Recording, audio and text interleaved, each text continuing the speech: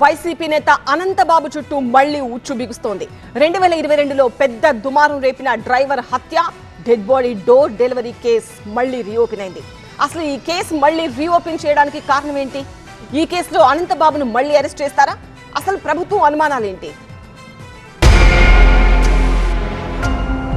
గత ప్రభుత్వ హయాంలో తీవ్ర సంచలనం సృష్టించిన కేసులో YCP MLC Anantha Babu driver Subrahmanyam హత్య కేసు ఒకటి. అప్పట్లో మృతదేహాన్ని డోర్ డెలివరీ చేశారనే ఆరోపణలు తీవ్ర దుమారం రేపాయి. అయితే ఈ కేసులో కీలక పరిణామం చోటు చేసుకుంది. ఈ కేసు తదుపరి విచారణకు రాజమండ్రిలోని ఎస్సీ/ఎస్టీ కోర్టు అనుమతి ఇచ్చింది. 90 రోజుల్లో సప్లిమెంటరీ ఛార్జిషీట్ దాఖలు చేయాలని ఆదేశాలు జారీ చేసింది. ఈ కేసు సమగ్ర దర్యాప్తునకు అనుమతి కోరుతూ ఇటీవల ప్రత్యేక దర్యాప్తు బృందం కోర్టును కోరగా న్యాయస్థానం ఈ మేరకు అనుమతి ఇచ్చింది.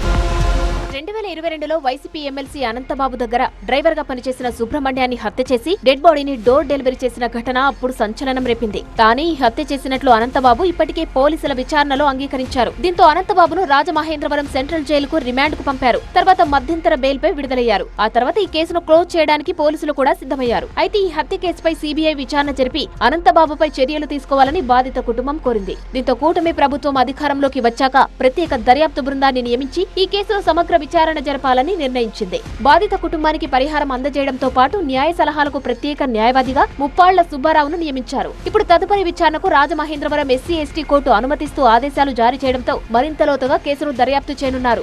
గత ప్రభుత్వ హయాంలో విచారణాధికారులు చేసిన తప్పిదాలను ఎత్తిచూసి టెక్నికల్ ఎవిడెన్స్ పరిగణలో తీసుకోలేదు. విచారించవలసిన వాళ్ళని సమగ్రంగా విచారించలేదు. ఇంకా విచారించవలసిన వాళ్ళని అసలు పూర్తిగా విచారించలేదు. కాబట్టి ఇన్ని లోపాలు జరిగినాయి. కాబట్టి కాల్ డేటా రికార్డుని పరిగణలో తీసుకోవడం కూడా సమగ్ర విచారణ జరపలేదు. సీసీ ఫుటేజీల మీద కూడా సమగ్ర విచారణ జరపలేదు. కాబట్టి దీంట్లో మరింత మంది పాత్ర ఉన్నదని మొదటి నుంచి కూడా మాలాంటి వాళ్ళం గొంతు విప్పి మా ఆవేదన వెలిపిస్తూ వచ్చాం. ఆ ఆవేదనకి ఈ రోజున ప్రతిఫలం వచ్చిందని చెప్పేసి మేము భావిస్తా ఉన్నాం.